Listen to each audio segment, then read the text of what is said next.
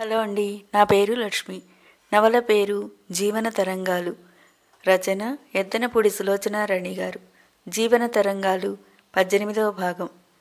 ఆ రోజు అనంత్ వస్తూనే రోజాని త్వరగా బయలుదేరి తనతో రమ్మని ఊదరగొట్టాడు. ఎందుకెందుకు, ఏమైంది? త్వరగా తయారవుతూనే ఆదుర్దాగా అడిగింది రోజా. చెప్తాగా, నువ్వు చప్పున తెమిలిరా, అవతల టాక్సీ వెయిట్ చేస్తుంది. రోజా బయటికి వచ్చింది. అప్పుడప్పుడు 10వ 25వ రోజా దగ్గర డబ్బు దొరకటంతో సుందరమ్మ ఇదివరకంత కఠినంగా ఏసరించటం లేదు. సావిత్రమ్మ రోజా క్షేమం గురించి ఏనాడో ఆశ వదులుకుంది. ఇకపోతే శంకరయ్యకి చుట్టదాగే అలవాటు ఉంది. అది తెలిసిన అనంతు 2-3 సార్లు ఒకేసారి 2 వీసల లంక పొగాకు తెచ్చి బహుమతిగా ఇచ్చాడు. ఆయన కనిపించగానే సవినయంగా చేతులు జోడించి నమస్కారం మాస్టారు అంటాడు. జీవితంలో ఎటువైపు నుంచి గౌరవ మన్ననలు ఎన్నడూ ఎరుగని శంకరయ్య ఉబ్బి తబ్బిబ్బై కూర్చో రోజా లోపలున్నట్టుంది అంటూ, అమ్మా రోజా, అనంత్ వచ్చాడమ్మా అని కేక పెడతాడు. ఆ విధంగా అనంత ఇంట్లో రాను రాను చనువు పెంచుకున్నాడు. రోజాని కలవటానికి ఇదివరకులా అతను అవస్థలు పడటం లేదు. ఏ కూరగాయల దుకాణం దగ్గరో గంటల తరబడి నిలుచోవాల్సిన అవసరం లేదు. రోజా అనంతతో వచ్చి టాక్సీలో కూర్చుంటూ ఎక్కడికి అంది. చెబుతాగా పద, తడతడలాడుతున్న మొహంతో అన్నాడు అనంత్. అబ్బా, ఏమిటో చెబుదు, సస్పెన్స్తో నా ప్రాణం తీయక. తినబోతూ రుచి అడగటం దేనికి? టాక్సీ 10 నిమిషాల్లో ఒక ఇంటి ముందు వచ్చి ఆగింది. దిగు అన్నాడు అనంత్. రోజా ప్లేడర్ గారింటికి ఎందుకు? ఎదురుగా యశ్వంతరావు అడ్వకేట్ అన్న బోర్డు చూస్తూ అనుమానంగా అడిగింది. దిగు ముందు. రోజా దిగింది. అనంత్ టాక్సీని వెయిట్ చేయమని చెప్పాడు. ఇద్దరూ లోపలికి వెళ్ళగానే అనంత్ వీధి తలుపు దగ్గరున్న కాలింగ్ బెల్ నొక్కాడు. 10 సంవత్సరాల కుర్రాడొకడు వచ్చి తలుపు తెరిచాడు. నాన్నగారున్నారా ఇంట్లో? అడిగాడు అనంత్. ఉన్నారు. అనంత్ వచ్చాడని చెప్పు. కుర్రాడు తలూపి కూర్చోమని చెప్పి లోపలికి వెళ్ళిపోయాడు. ఎందుకు అనంత్, ఏమైంది? కంగారుగా అడిగింది రోజా. ఉష్ ఉండు, ఆయన వస్తున్నట్టున్నారు. రోజా ఇల్లంతా పరిశీలనగా చూస్తూ కూర్చుంది. ఇల్లు బయటికి పురాతనంగా పాడుబడ్డట్టు కనిపించిన లోపల అధునాతనంగా సౌకర్యంగా ఉంది. మీసాలు కనుబొమ్మలతో సహా నెరిసిపోయిన ఒక ఆయన లోపలి నుండి వచ్చాడు. అనంత్ వెంటనే లేచి నిలబడి నమస్కరించాడు. రోజా కూడా లేచి నిలబడింది. అనంత్ రోజాని పరిచయం చేస్తూ, ఈ అమ్మాయి నా కాబోయే భార్య, పేరు సరోజ. ఒకసారి నా ఆస్తి వివరాలన్నీ మీ నోటి ద్వారా స్వయంగా వినాలని కోరుకుంటోంది. వాటికి సంబంధించిన కాగితాలు చూపించండి అన్నాడు. రోజా నిటారుగా నిలబడింది. లాయర్ గారు అనంత వైపు, రోజా వైపు మార్చి మార్చి చూశారు. ఆయన ముఖం గంభీరంగా గండుపిల్లిలా తయారైంది. కూర్చోండి అని ఒక అల్మరా దగ్గరికెళ్ళి కొన్ని కాగితాలు తెచ్చి ఆస్తి వివరాలన్నీ చదవసాగాడు. మధ్య మధ్యలో చదువుతూ వింటున్నావా అన్నట్టుగా రోజా వైపు చూస్తున్నాడు. రోజాకి ఇదంతా ఎలాగో ఉంది. లాయర్ గారు ఒక్క చూపులో తన్ని కించపరిచేశారు. అయినా అనంత్ తనని అడగకుండా, తనతో సంప్రదించకుండా, తన అభిప్రాయం తెలుసుకోకుండా ఇలా చేశాడేమిటి? రోజా లాయర్ గారు చెబుతున్న విషయాలు వినడంలో లీనమైపోయింది. బోధన్ దగ్గర 30 ఎకరాలు చెరుకు పొలం ఉంది. అక్కడే ఇంకో పొలం 20 ఎకరాలు మాగాణి ఉంది. బోధన్ షుగర్ ఫ్యాక్టరీలో షేర్లున్నాయి. ఇక్కడ 2 ఇళ్ళు, 2000 గజాల ఖాళీ స్థలం ఉంది. మార్కెట్ దగ్గర 8 కొట్లున్నాయి. ఇళ్ల మీద కొట్ల మీద కలిపి నెలకు 20,000 రూపాయల ఆదాయం వస్తుంది. అదీగాక బ్యాంకులో ఫిక్స్డ్ డిపాజిట్లో 8 లక్షలు, మామూలు అకౌంట్లో 10,000 ఉన్నాయి. రోజా నోరు తెరిచి వింటుంది. తన చెవుల్ని తనే నమ్మలేకపోతుంది. అనంత్కి ఇంత ఆస్తి ఉందా? ఇంత స్థితిమంతుడా అతను? ఇంత సంపద ఉన్న మనిషేనా ఇంత మామూలుగా, ఇంత నిరాడంబరంగా ఉంటాడు? తన సాటివాడన్న సామాన్యంగా ఇంటికి వస్తూ ఉంటాడు. రోజా అనంత వైపు తిరిగి కళ్ళు వెడల్పు చేసుకొని చూడసాగింది. లాయర్ గారు గడగడ ఆస్తి వివరాలు చెప్పేసి, మీకు ఇంకేం కావాలి అన్నాడు రోజాను చూస్తూ. రోజా నోటమాట రాని దానిలా కూర్చుంది. అనంత్ ముందుకు వంగి అన్నాడు, చూడండి, సపోజ్ ఈ అమ్మాయిని నేను వివాహం చేసుకుంటాను. అది మా అన్నయ్యకి ఇష్టం లేదు. వాడికి అభ్యంతరం ఉండటం వల్ల నాకు పెళ్ళైన తర్వాత ఈ ఆదాయం నాకేమైనా సందేహంగా చూశాడు. లాయర్ గారు తల అడ్డంగా తిప్పారు. ఏం కాదు. నీ ఆస్తి మీద పూర్తి హక్కులు నీవే. మీ అమ్మ బిల్లులో నీకు వివాహం అయ్యే వరకు విజయ్కి పెత్తనం ఉండాలని, వివాహం అయిన తర్వాత కూడా అతని సలహా ఏమీ లేందే నువ్వేమీ చేయకూడదని కోరుకుంటున్నానని మాత్రమే రాశారు. కోరిక వేరు, హక్కు వేరు. అనంత్ ముఖం వికసించింది. అయితే మా ఇద్దరి వివాహానికి ఎలాంటి అభ్యంతరం ఉండదంటారు? ఉండదు. ఆయన మరోసారి రోజా వైపు చూశాడు. రోజాకి ఆ చూపులు చురుక్కుమన్నట్టుగా ఉన్నాయి. ఆ కళ్ళల్లో రోజా పట్ల మర్యాద లేస మాత్రం కూడా లేదు. అనంత్ లేవబోతూ అడిగాడు, విజయ్ నా మీద కేసు లాంటిదేమైనా పెట్టడానికి వీలు లేదు. అనంత్ చేయి జాస్తూ థ్యాంక్ యూ సార్, వస్తాను అన్నాడు. ఆయన అంటీ ముట్టనట్టుగా అనంత్ చేయి అందుకొని వదిలేశాడు. తన దగ్గర సెలవు తీసుకొని వచ్చేస్తుంటే రోజాకి తన వెనుక ఆయన చూపులు వాడి బాణాల్లా వచ్చి తగులుతున్నట్టే ఉంది.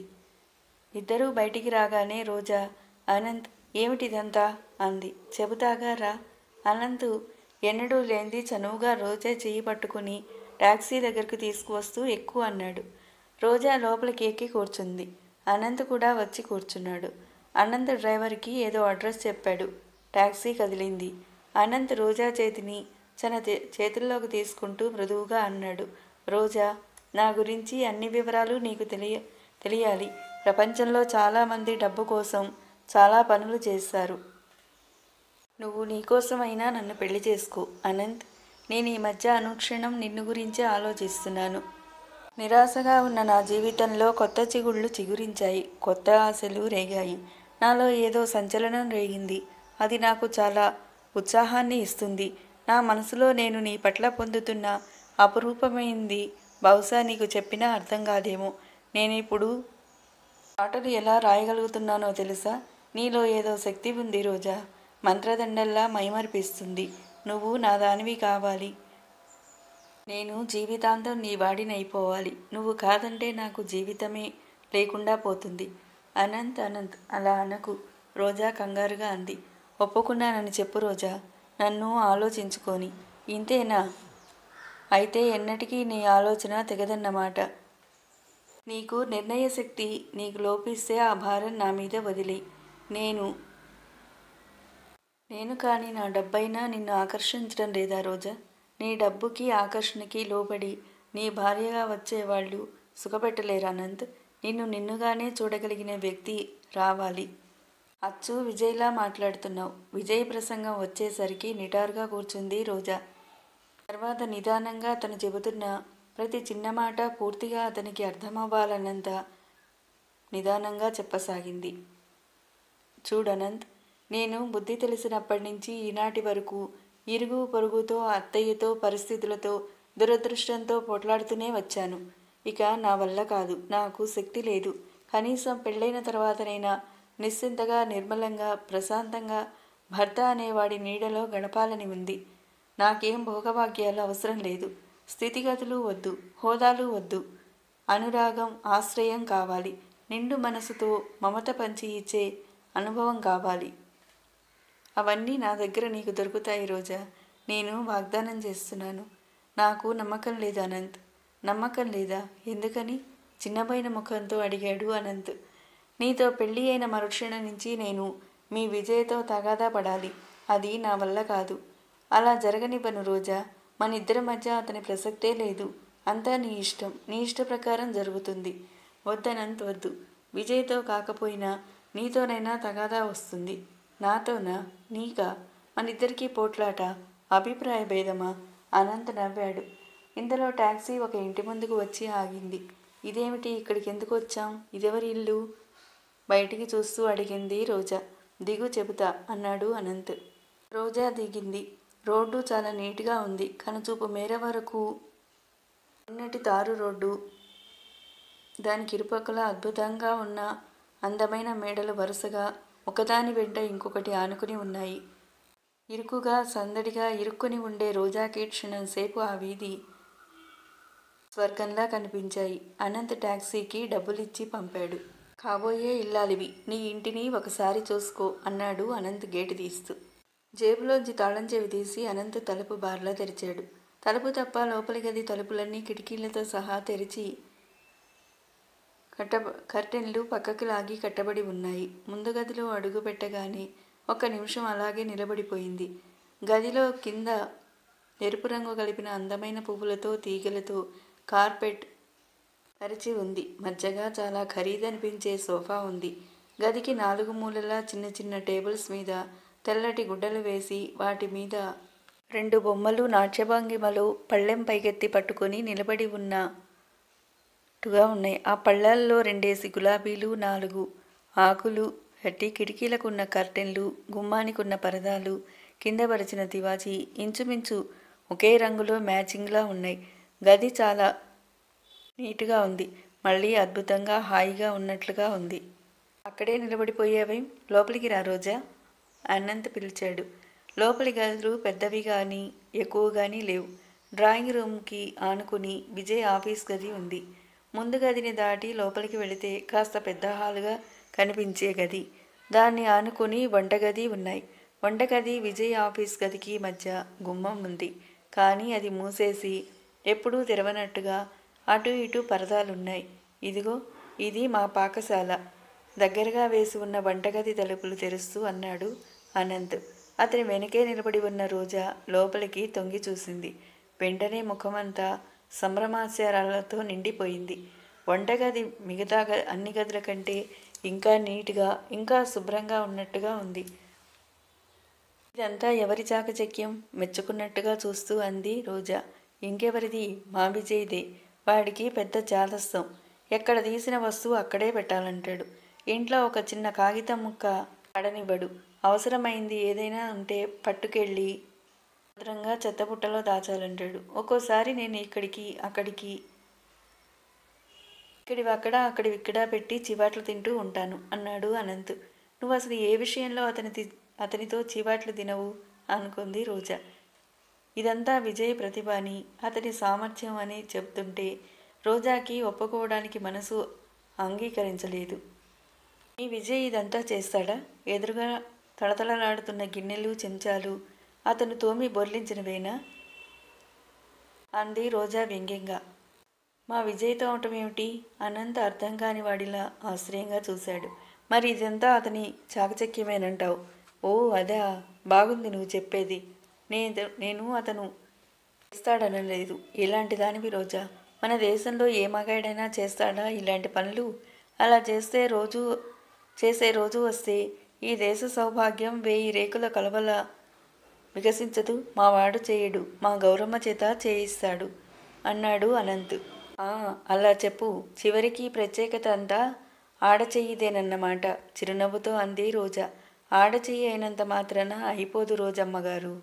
ఇల్లు, నౌకర్లు అంటే నాకు రౌతు, గుర్రం జ్ఞాపకం వస్తాయి. మా గౌరమ్మ ప్రతి పనిలో ఇంత బాగా చేస్తుందని నువ్వనుకుంటే పొరపాటే అవుతుంది. మీ గౌరమ్మకి ఎంత వయసు ఉంటుందేమిటి? అవును మరి, ఈ ఇంటి మీద అంత శ్రద్ధ ఉందంటే విజయ్ మీద ఏదైనా ప్రత్యేకాభిమానం ఉందేమో. రోజా కళ్ళల్లో అనుమానం కరెక్ట్గా పసిగట్టిన వాడిలా చూశాడు అనంత్. ఆడబుద్ధి పోనిచ్చుకున్నావు కాదు డియర్. గౌరమ్మ వయసు 6 పదులకి తక్కువ ఉండదు. కానీ మనిషి మంచి గంధం చెక్కలా మంచి దిట్టంగా ఉంటుంది. పనిలోకి దిగిందంటే 10 మందితో సమానం. నోరు విప్పిందంటే 100 మందికి జవాబు చెప్పగలదు.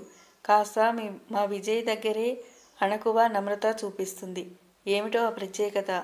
అప్పుడెప్పుడో దాని కొడుకు ఒక ఖునీ కేసులో చిక్కుకుని జైలుకెళితే ఆ కేసును విజయ్ తీసుకున్నాడు.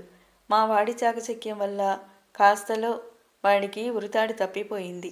బీదవాళ్ళని మా విజయ్ వాళ్ళ దగ్గర నుంచి ఫీజు లాంటిది ఏదీ తీసుకోలేదు. ఆ కృతజ్ఞత మా గౌరమ్మకి చాలా ఉంది. రోజాకి ఈరోజు విజయ్లో రెండోసారి ఇంకో విషయం నచ్చలేదు. ఒప్పుకోబుద్ధి కాలేదు. విజయ్ లాంటి మనిషికి జాలి కూడానా? దయా, ధర్మం లాంటివా? అనంత్ వంట ఇంట్లోకి వెళుతూ అన్నాడు. ఆల్ రైట్, మనం స్టవ్ వెలిగిస్తున్నాం. దేవిగారికి కాఫీ కావాలా, టీ కోరుతున్నారా? వట్టి కాఫీ అయినా గారాబంగా అంది రోజా. టిఫిన్ కూడా కావాలా? ఏం కావాలో చెప్పు. స్వీట్ అయితే నాకు రాదు. హాట్ త్వరగా తెమిలేదేమిటో చెప్పు. ఉప్మా. Okay, granted. రోజా మనసు మరోసారి ఆలోచిస్తుంది. ఈ ఇల్లు, ముఖ్యంగా ఈ వంటిల్లు, ప్రశాంతమైన ఈ వాతావరణం చూస్తే ఏ ఆడపిల్లకైనా ఈ ఇంటి ఇల్లాలిని అయితే బాగుంటుంది.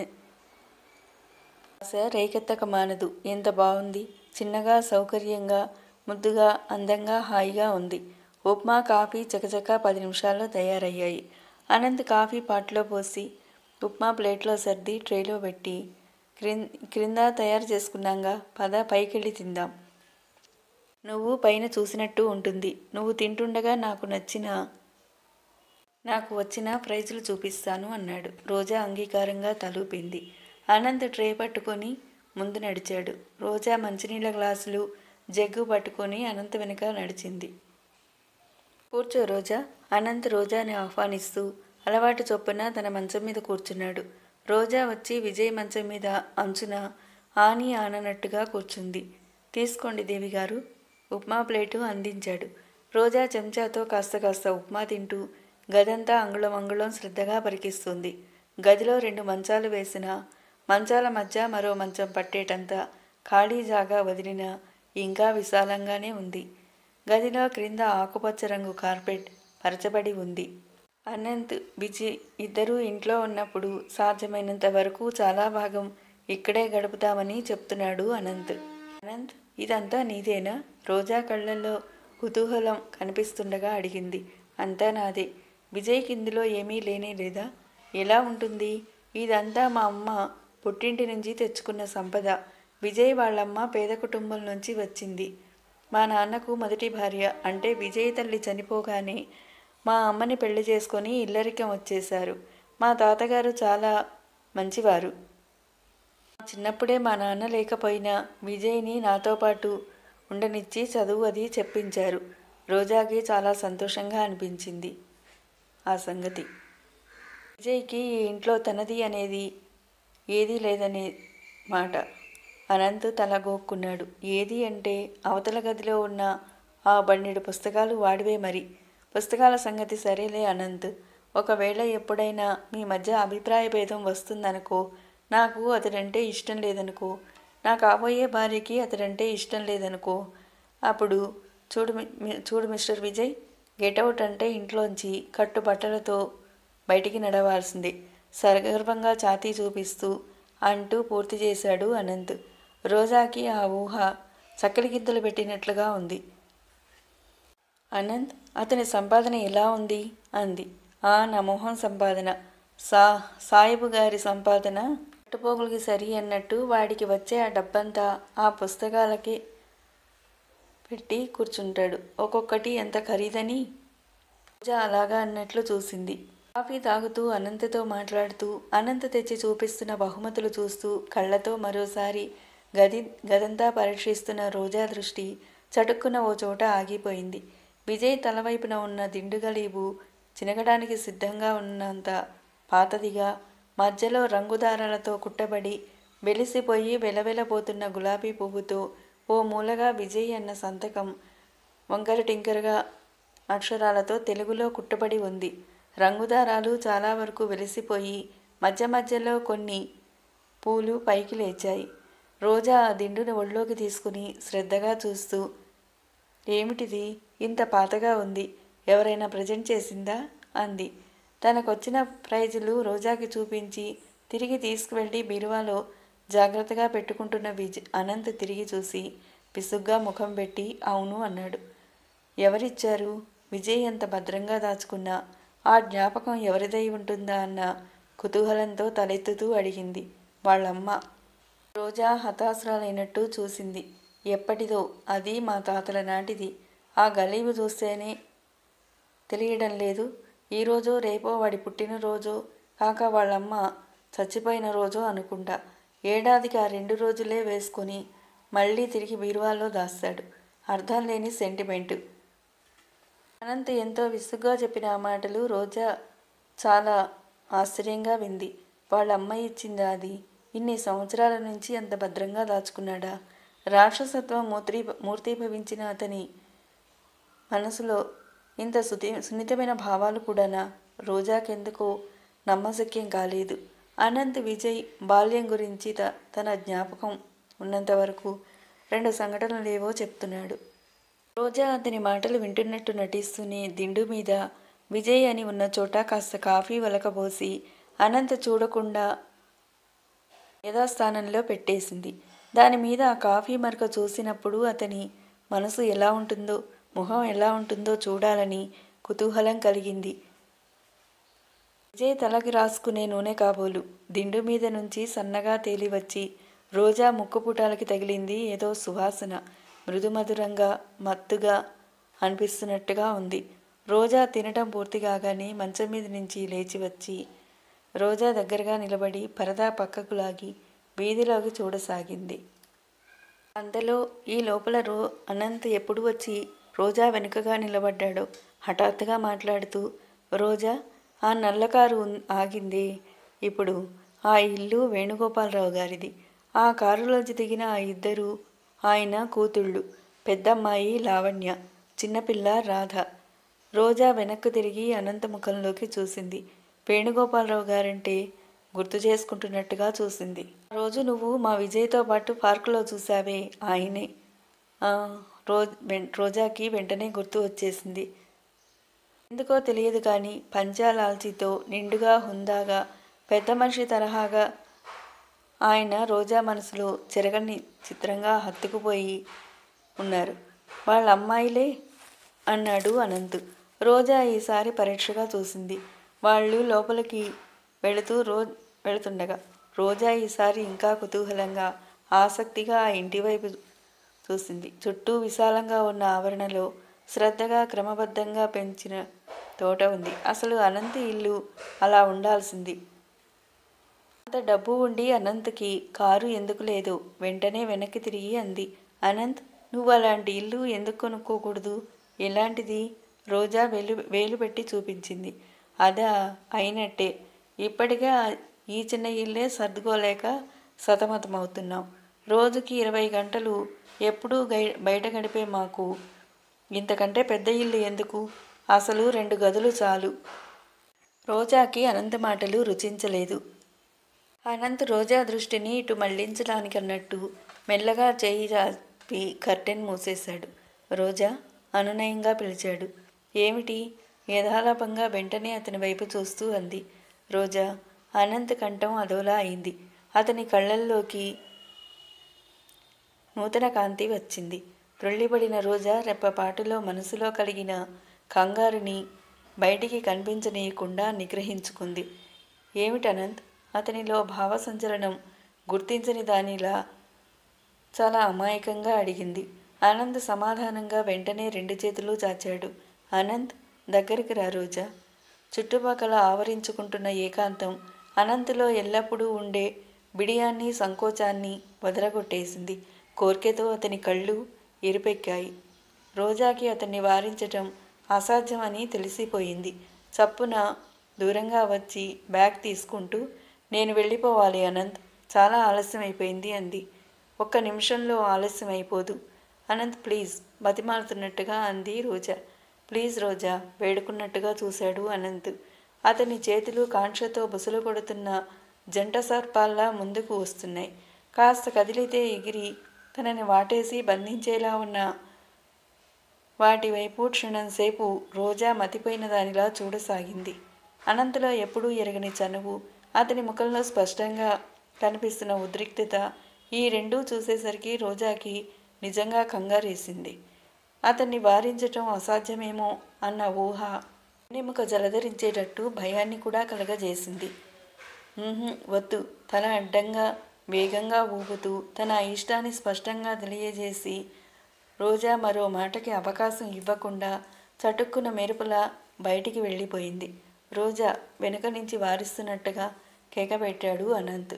సుడిగాలిలా బయటికి దూసుకువచ్చేసి 2 మెట్లు ఒక్క అంగలో దూకుతున్నట్టుగా దిగివస్తున్న రోజా మధ్యలో ఉన్నట్టుండి ఆగిపోయింది. ఆ ఆగడానికి చకచకా దిగుతున్న పాదం మరో మెట్టు మీద ఆనకుండా ఆపుకోవడానికి, తనను నిగ్రహించుకోవడానికి తూలిపడబోయి రైలింగ్ పట్టుకుని ఎలాగో అతి కష్టం మీద బొమ్మలా నిలబడిపోయింది.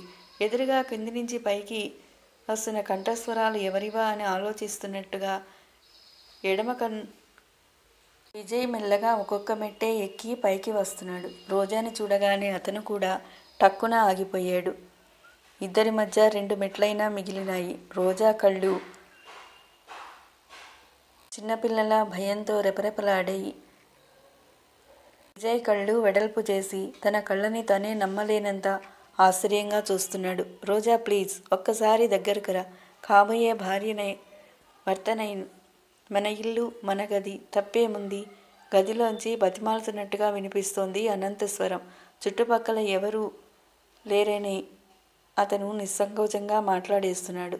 రోజాకి భూకంపం లాంటిది వచ్చి భూమి బద్దలై తాను కిందికి దిగిపోతే బాగుండుననిపించింది. మందార పువ్వులా ఎర్రగా కందిపోయిన ముఖంతో క్రింది పళ్లతో రక్తం వచ్చేటంత గట్టిగా నొక్కిపట్టి రైలింగ్ పట్టుకొని ఊపిరి తీసుకోవటానికి కూడా భయపడుతున్న దానిలా నిలబడిపోయింది రోజా. విజయ్ క్షణం సేపు రోజా వైపు గది వైపు కళ్ళు పెద్దవి చేసి మార్చి మార్చి చూశాడు. తర్వాత అతని చూపులు రోజా మీద నిలిచాయి. ఆ కళ్ళల్లో ప్రపంచంలో ఉన్న అసహ్యం ఏవగింపు పోగు చేసి నింపినట్టుగా ఉన్నాయి. రోజా గాలి తగిలితే నిలబడిపోతానేమో అని భయపడిన వాడిలా రోజా ఓ పక్కకి తొలగి నిలబడి దారి ఇచ్చిన తాను మరింత అవతలి వైపుకు ఒదిగి వెళ్ళిపోయాడు. 2 నిమిషాలు 2 యుగాల్లా గడిచాయి. విజయ్ లోపలికి వెళ్ళాడు. ఆ క్షణంలో అతన్ని చూడగానే అనంత్ ఎలా నిశ్చేష్టుడవుతాడో ఎలా చూస్తాడో రోజా బాగానే ఊహించగలిగింది. అనంత్ మాట పలుకు లేకుండా చటుక్కున గుమ్మంలోకి వచ్చేశాడు.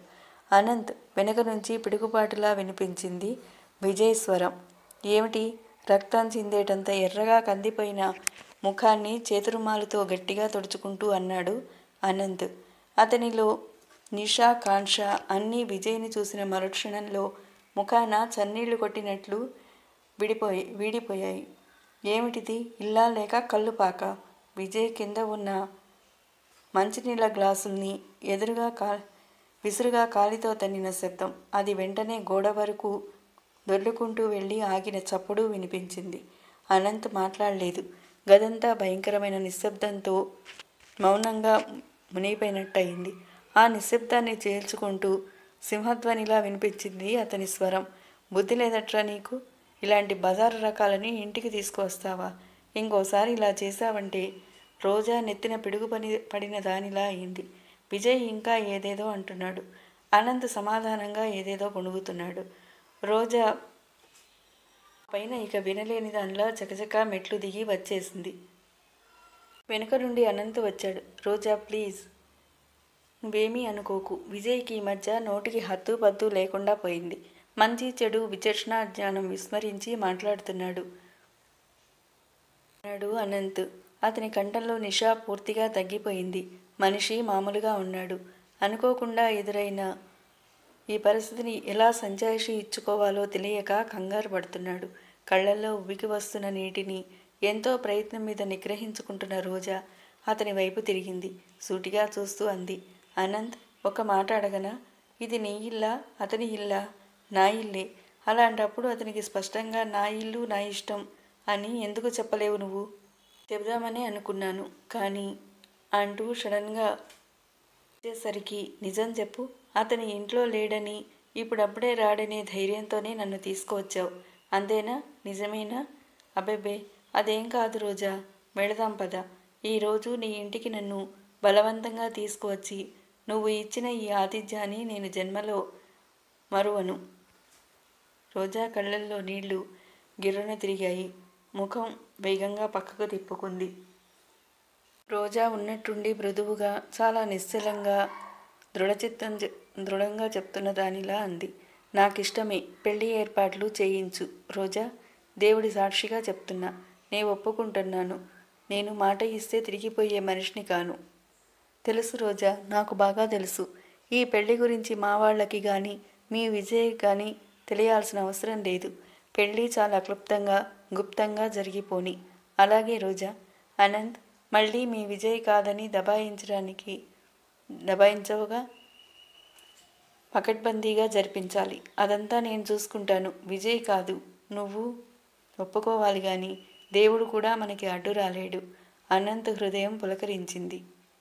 లాయర్ గారు చెప్పిందంతా విని, పోనీ ఆ సరోజ వాళ్ళింటికి వెళ్ళి వాళ్ళని ఏదో రకంగా భయపెట్టి బెదిరిస్తే లాభం లేదు. ఎందుకని? ఆ ఇంట్లో ఉన్న మగ మనిషికి నోట్లో నాలిక లేదు. అతనికి నాటకాల పిచ్చి. అసలు ఇంట్లో ఉండడు. ఆడపెత్తనం.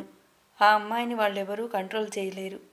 వాళ్ళ వశంకు దాటి చాలా రోజులైంది. లాయర్ గారు మళ్ళీ తన ఫైళ్లు చూసుకోవడం ప్రారంభించారు. విజయ్ ఎడంచెయ్యి వెనక్కి పెట్టుకుని పైకి కుడి చేత్తో పేపర్ వెయిట్ విసురుతూ కొద్దిగా ఎగరేసి పట్టుకుంటూ దీర్ఘంగా ఆలోచిస్తూ ఉన్నట్టుండి హఠాత్తుగా ఆగిపోయాడు. ఒక పని చేస్తే అన్నాడు. ఏమిటది? తలెత్తుతూ అడిగాడాయన ఆదుర్దాగా. విజయ్ ఆయన టేబుల్ దగ్గరగా వచ్చాడు. చేతలో పేపర్ వెయిట్ టేబుల్ మీద పెట్టేశాడు. తర్వాత 2 అరచేతులు టేబుల్ మీద ఆనించి కాస్త ముందుకు వంగి ఆయన కళ్ళల్లోకి చూస్తూ అన్నాడు. ఆ అమ్మాయిని రేపు నేను పెళ్ళాడేస్తే? లాయర్ గారు కాళ్ళు పత్తికాయల్లా చేసి చూస్తూ, ఏమిటి విజయ్ నువ్వు అన్నాడు. అవును, రేపు సాయంత్రం వివాహం కదా. వివాహం జరుగుతుంది. పెళ్లి కొడుకు మారతాడు, అంతే తేడా. వాడు కట్టాల్సిన పసుపు తాడు నేను కడతాను. అనంత ఆ అమ్మాయి చేతుల్లో చిక్కుకునే అవకాశం లేకుండా ఆ అమ్మాయినే నా చేతుల్లో చిక్కించుకుంటాను. విజయ్ పెర్రివాడిలా అన్నాడాయన. విజయ్ తాపీగా ఆయన ఎదురుగా ఉన్న కుర్చీలో కూర్చున్నాడు. అవును, ఇది మంచి మార్గం. ఇలా అయితే నాకు చింత కాదు. కలకత్తా వెళ్ళినా, బొంబాయి వెళ్ళినా, ఎప్పటికీ తిరిగి వచ్చినా భయం లేదు. వెనుక పీకులాట ఉండదు. విజయ్, ఇలా నువ్వు ఎంతమందిని పెళ్లాడతావు? అనంత్ ఇంకో అమ్మాయి వల్ల పడే ప్రమాదం రానివ్వను నేను. వాడి షాక్ నుంచి నేలోగా ఏదో సంబంధం చూసి పెళ్లి చేసేస్తాను. విజయ్, నీకు మతిపోయింది. కేవలం వాడి క్షేమం గురించి ఆలోచించి నువ్వు నీ సంగతి చూసుకోవటం లేదు. ఇందులో నా సంగతి ఏముంది? లేదు. అనంత్ని అపాయంలోంచి తప్పించడానికి నువ్వు అందులో ఇరుక్కుంటున్నావు. ఇందులో నాకు వచ్చే ప్రమాదం ఏముంది? లేదు. పెళ్ళంటే ఏమనుకున్నావు? ఇదేం తమాషా అనుకుంటున్నావా? ఓ చెంప ఆ అమ్మాయి కుటుంబం మంచిది కాదని చెబుతూనే నేను నా కోసం ఆ అమ్మాయిని పెళ్ళాడటం లేదు. కాకపోతే మాత్రం ఆ అమ్మాయి ప్రవర్తన సరైనది కాదని, అసాధ్యురాలని నువ్వే చెప్తున్నావు. రేపు ఆ అమ్మాయి ఇదేదైనా బయటకు తెచ్చి గొడవ చేస్తే లోకులు ఇంకో విధంగా అనుకోగల అవకాశం ఉంది. బంగారం లాంటి నీ భవిష్యత్తు మట్టి పాలవుతుంది. జాగ్రత్త విజయ్. నీకు నీ ప్లీడర్ వృత్తే జీవితం అన్న సంగతి మర్చిపోకు. తన క్షేమం గురించి అంత నిస్సంకోచంగా గట్టిగా చేసిన ఆయన హెచ్చరికలకి విజయ్ కళ్ళల్లో కృతజ్ఞత తొంగి చూసింది. కానీ తనకేదో అవుతుందని భయపెట్టడం అతనికి నచ్చక, ఏమవుతుంది? ఆ అమ్మాయి నన్ను ఏం చేయగలదంటారు మీరు? ఏదైనా చేయవచ్చు. రేపు సరాసరి నీ ఇంటికి వచ్చి నీతో కాపురం పెడతానంటే ఏం చేస్తావు నువ్వు? విజయ్ కళ్ళల్లో కంపరం కనిపించింది. దాన్ని భుజాలెగరేసి రానివ్వండి. అవసరం లేనప్పుడు వదిలించుకోలేనంత అసమర్థుడినా నేను? ఇక నీకు నేనేం చెప్పలేను. మీ హెచ్చరికలకి కృతజ్ఞుడిని. దానివల్ల నాకు ఎలాంటి సమస్య రాదు. మీరు నిశ్చింతగా ఉండండి. నీ ఇష్టం. దీనివల్ల ఆ అమ్మాయి అనంత్ని పెళ్లి చేసుకోకుండా చేతులు కట్టేయడం తప్ప ఇంకేం కాదు. అది తర్వాత నేను ఆ అమ్మాయికి చెప్తాను. లాయర్ గారు గంభీరంగా అన్నారు. పెళ్లి కొడుకును మార్చడం అంటే అంత సులభం అని నేను అనుకోను. ఆ అమ్మాయి ఇంటి మీద ఏమాత్రం తెలివున్నా నీ చేత మెళ్ళో తాళి కట్టించుకోదు. నాకు తెలుసు. ఆమె ఒంటి మీద కించిత్తు కూడా స్పృహ ఉండనివ్వను నేను. అంటే? ఆయన తలెత్తి చూశారు. రేపు మీరే స్వయంగా చూస్తారుగా. విజయ్ చిరునవ్వుతో గుమ్మనంగా సమాధానం ఇచ్చాడు. తర్వాయి భాగం మరో వీడియోలో. మీకు మా వీడియో నచ్చితే లైక్ చేయండి, షేర్ చేయండి, కామెంట్ చేయండి, అలాగే సబ్స్క్రైబ్ చేయండి. Thank you.